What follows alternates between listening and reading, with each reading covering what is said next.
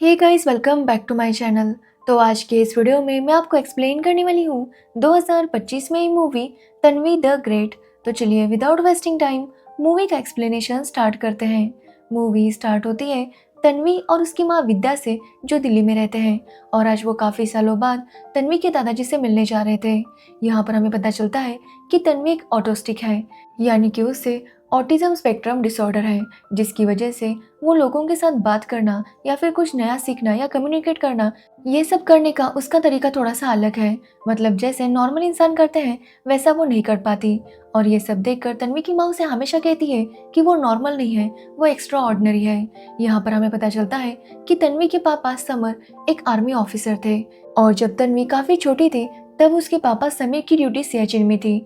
और जब वो वहाँ जा रहे थे तो उनका एक ही सपना था कि वो सियाचिन जाकर अपने तिरंगे को सैल्यूट करें। लेकिन रास्ते में ही उनकी गाड़ी पर हमला हो गया, जिसमें उसके पापा की डेथ हो गई। और तब से तन्वी को उसकी माँ विद्या ने ही संभाला है। एक्चुअली विद्या एक डॉक्टर है और वो ऑटिस्टिक बच्चों के ऊपर स्टडी कर रही है ताकि वो उनकी ज़िंदगी और ज़्यादा बेहतर बना सके। जिसके बाद विद्या तन्वी को लेकर उसके दादाजी के घर जाती है, जो कि एक रिटायर्ड आर्मी ऑफिसर है, और उनका नाम है कर्नल प्रताप रैना। यहाँ पर हमें पता चलता है कि प्रताप ने पहले अपने बेटे समीर को खोया और उसके बाद अपनी वाइफ को। समीर के जाने के बाद उसकी वाइफ जैसे सदमे में चली गई और उनकी भी डेथ हो गई, जिसके बाद से प्रताप ने अकेला रहना सीख लिया था और उनकी लाइफ में काफ़ी ज़्यादा डिसिप्लिन था। अब जब तन्वी पहली बार प्रताप को देखती है तो वो उससे बात नहीं करती, जिसके बाद तन्वी की माँ प्रताप से कहती है कि उन्हें तन्वी को स्माइल करके बुलाना होगा। जिसके बाद प्रताप वैसा ही करता है तो तन्वी उसके घर में आ जाती है, जहाँ पर तन्वी अपने रूम को देखने लगती है। लेकिन पहले उसे अपना रूम बिल्कुल भी पसंद नहीं आता, लेकिन उसकी माँ के समझाने पर तन्वी वहाँ पर एडजस्ट करने लगती है। यहाँ पर हमें पता चलता है कि तन्वी को सिंगिंग का बहुत ज़्यादा शौक था, और यहाँ पर रजा साहब नाम के एक सिंगर थे जिनके पास तन्वी सिंगिंग सीखने वाली थी। इसलिए वो अगले दिन तन्वी को रजा साहब के पास लेकर जाते हैं, और रजा साहब को तन्वी की आवाज़ बहुत पसंद आती है। यहाँ पर हमें पता चलता है कि तन्वी के मन में काफ़ी सवाल उठा करते थे, और जो भी सवाल होता वो उसे पूछ लेती, और जब तक उसका जवाब नहीं मिलता वो शांत नहीं बैठा करती थी। अब रजा को तन्वी की आवाज़ काफ़ी अच्छी लगती है और वो उसे क्लासेस ज्वाइन करने के लिए कहता है, जो सुनकर तन्वी काफ़ी खुश थी।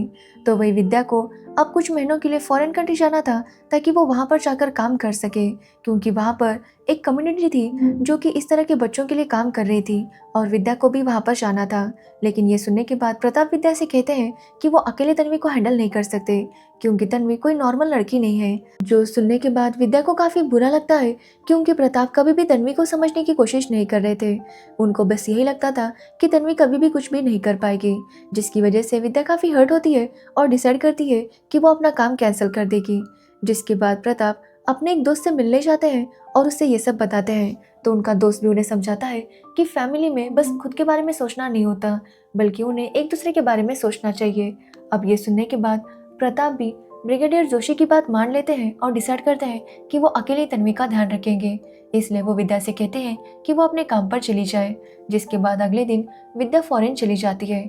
जिसके बाद प्रताप तन्वी का ध्यान रखने लगता है, लेकिन अब तक उन दोनों का बॉन्ड इतना ज़्यादा स्ट्रांग नहीं हुआ था। अब एक दिन आर्मी ऑफिसर जो भी शहीद हुए थे उनके घर वालों को मेडल दिया जा रहा था। तब वहाँ पर प्रताप तन्वी को लेकर आता है, और तन्वी जब उन आर्मी ऑफिसर्स के बारे में सुनती है कि वो कितने बहादुर थे और उन्होंने अपने देश के लिए ये सब कुछ किया, तो उसे काफ़ी अच्छा लगता है।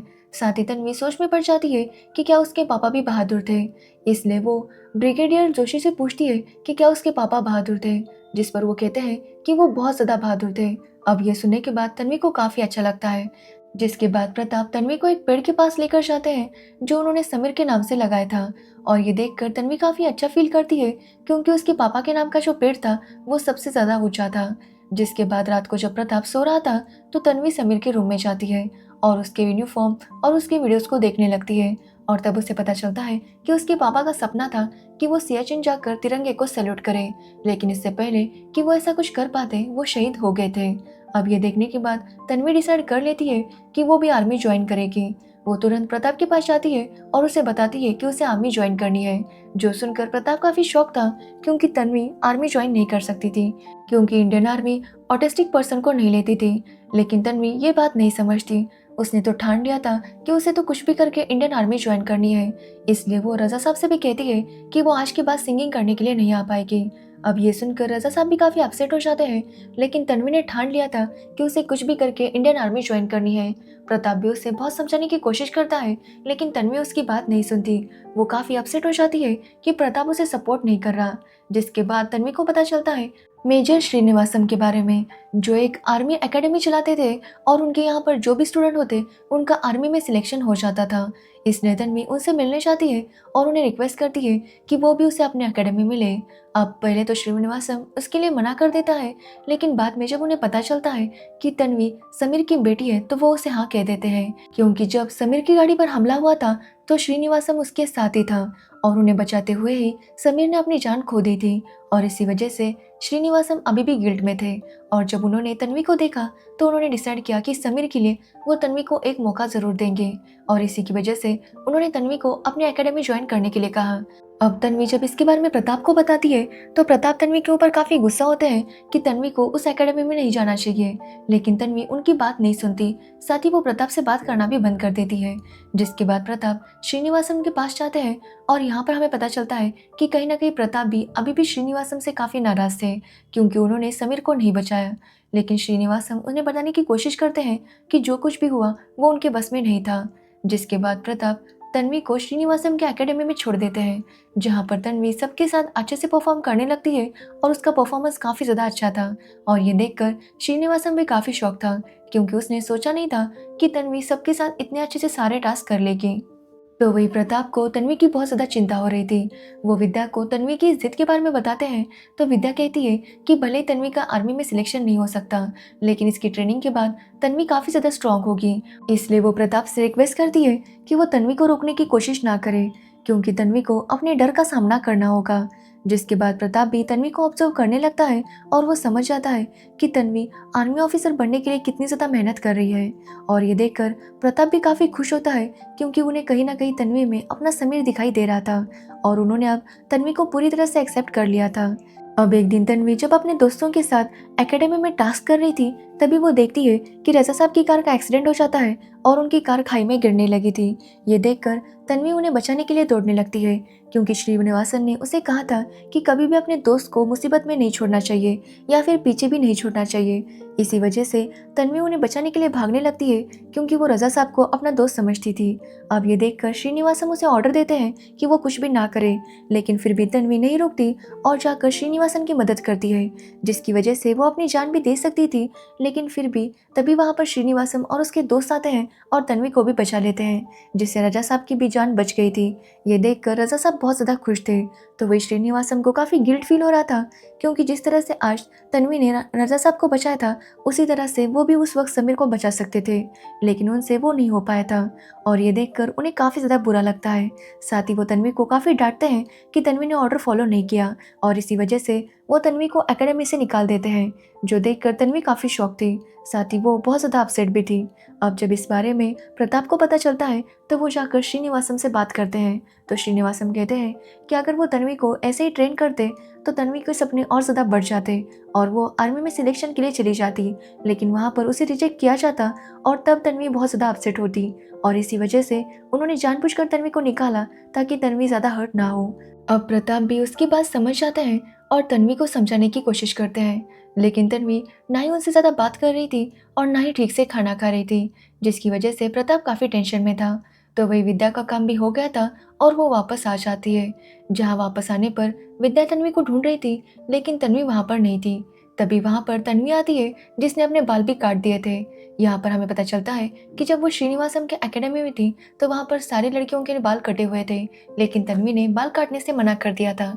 लेकिन अब तन्वी ने ठान लिया था कि उसे कुछ भी करके आर्मी ऑफिसर बनना ही है, और इसी वजह से उसने अपने बाल भी काट लिए थे और खुद अपनी शूज़ की लेस बांधना भी सीख गई थी, जो देखकर तन्वी की माँ काफ़ी खुश होती है, क्योंकि तन्वी अब काफ़ी ज़्यादा बदल चुकी थी और वो बहुत ज़्यादा जिम्मेदार हो चुकी थी। जिसके बाद तन्वी की माँ और प्रताप तन्वी को पंजाब लेकर जाते हैं, क्योंकि वहाँ पर तन्वी के पेपर्स होने वाले थे। तन्वी वहाँ पर काफ़ी नर्वस थी, क्योंकि वहाँ पर उसका थ्योरी और फिजिकल दोनों ही टेस्ट होने वाले थे। अब तन्वी दोनों में अच्छे परफॉर्म करती है, जिसके बाद तन्वी का इंटरव्यू था। लेकिन इन लोगों को पता था कि जब उन्हें पता चलेगा कि तन्वी ऑटिस्टिक है तो उसका सिलेक्शन नहीं होगा, लेकिन फिर भी ये लोग तन्वी को नहीं रोकते, क्योंकि अगर ये कहते भी तो भी तन्वी नहीं रुकती। जिसके बाद तन्वी का इंटरव्यू स्टार्ट होता है, जहाँ पर तन्वी से काफ़ी सारे सवाल किए जाते हैं और तन्वी सबके आंसर्स काफ़ी अच्छे से दे रही थी। जिसके बाद तन्वी को पूछा जाता है कि जब वॉर होगा और तन्वी को कहा जाएगा कि वो दुश्मन पर गोली चलाए, तो क्या तन्वी गोली चलाएगी? जिस पर तन्वी का कहना था कि वॉर बहुत बुरी होती है और इसी वजह से वो किसी पर भी गोली नहीं चलाएगी। साथ ही वो आर्मी ऑफिसर बनकर कुछ अलग काम करेगी, ना कोई किसी को गोली मारेगी। अब ये सुनकर सभी लोग काफ़ी शॉक थे और तब उन्हें पता चलता है कि तन्वी ऑटिस्टिक है। जिसके बाद तन्वी के दादाजी को वहाँ पर बुलाया जाता है और वो लोग उनसे पूछते हैं कि आखिर उन्होंने तन्वी को यहाँ पर क्यों भेजा। साथ ही क्या वो जानते हैं कि तन्वी आर्मी ऑफिसर क्यों बनना चाहती है। अब ये सुनकर प्रताप सोच में पड़ जाता है कि आखिर तन्वी को आर्मी ऑफिसर क्यों बनना था। और यहाँ पर तन्वी उन्हें बताती है कि उसे अपने पापा का सपना पूरा करना है, उसे सियाचिन जाकर तिरंगे को सैल्यूट करना है। अब ये सुनने के बाद प्रताप काफ़ी शौक था, क्योंकि तन्वी ने उसे बताया नहीं था। जिस पर तन्वी कहती है कि प्रताप ने कभी पूछा नहीं था तो उसने नहीं बताया। साथ ही इंटरव्यूअर्स तन्वी से कहते हैं कि तन्वी ने यहाँ तक आने के लिए बहुत ज़्यादा मेहनत की है और वो जानते हैं कि वो बहुत ज़्यादा अच्छी है और एक्स्ट्रॉर्डनरी भी, लेकिन टर्म्स एंड कंडीशंस की वजह से वो तन्वी को as a army officer select नहीं कर सकते। अब ये सुनने के बाद तन्वी काफ़ी अपसेट होती है और रोने लगती है। जिसके बाद प्रताप तन्वी को वहाँ से बाहर लेकर आता है और तन्वी और उसकी माँ को लेकर सियाचिन के लिए निकल जाता है, जहाँ पर वो सियाचिन के बेस कैंप जाते हैं, जहाँ पर वो तन्वी को एक स्पेशल परमिशन की वजह से उसे वहाँ पर सैल्यूट करने के लिए भेज देता है और तन्वी वहाँ पर तिरंगे को सैल्यूट कर देती है। लेकिन तन्वी को बेस कैंप में नहीं बल्कि ऊपर जाकर तिरंगे को सैल्यूट करना था, लेकिन वहाँ पर बस आर्मी ऑफिसर ही जा सकते थे। जिसकी वजह से तन्वी डिसाइड करती है कि वो अभी भी हार नहीं मानेगी, उसे कुछ भी करके आर्मी ऑफिसर बनना ही होगा। जिसके बाद तन्वी काफ़ी रोने लगती है और अपनी कार में बैठ जाती है कि तभी वहाँ पर ब्रिगेडियर जोशी आते हैं और तन्वी को बताते हैं कि तन्वी का सपना ज़रूर पूरा होगा। वो तन्वी से कहते हैं कि तन्वी ने इतनी ज़्यादा मेहनत की थी और ये देखकर उन लोगों ने डिसाइड किया है कि वो लोग तन्वी का सपना ज़रूर पूरा करेंगे और इसी वजह से तन्वी को वहाँ पर जाने की परमिशन मिल गई थी। जो सुनने के बाद तन्वी काफ़ी खुश होती है। जिसके बाद वो बाकी आर्मी ऑफिसर्स के साथ मिलकर उस तिरंगे तक पहुँच जाती है और वहाँ जाकर वो तिरंगे को सैल्यूट करती है और अपने पापा का सपना पूरा करती है। जिसके बाद तन्वी वापस दिल्ली आ जाती है और कॉफ़ी शॉप में काम करने लगती है। जब वो एक दिन कॉफ़ी बना रही थी, तभी वहाँ पर एक तन्वी नाम की लड़की आती है, जो बिल्कुल इसी तन्वी की तरह थी, मतलब इसी की तरह बातें किया करती थी और उसे मार्स यानी मंगल ग्रह के बारे में जानकारी लेना बहुत ज़्यादा पसंद था। साथ ही उसके पास पहले से ही बहुत ज़्यादा इन्फॉर्मेशन थी। अब ये देखकर तन्वी समझ जाती है कि ये तन्वी भी ज़रूर कुछ बड़ा काम करेगी, यानी ये भी जैसे इसने सियाचिन का सपना पूरा किया था, वैसे वो भी मार्स का सपना ज़रूर पूरा करेगी। और इसी के साथ ये मूवी एंड हो जाती है। तो ये थी तन्वी द ग्रेट मूवी की स्टोरी। अगर आपको इस मूवी की स्टोरी और मेरा एक्सप्लेनेशन पसंद आया हो तो वीडियो को लाइक, कमेंट, शेयर ज़रूर करना और मेरे चैनल को सब्सक्राइब करना बिल्कुल मत भूलना। Thanks for watching video.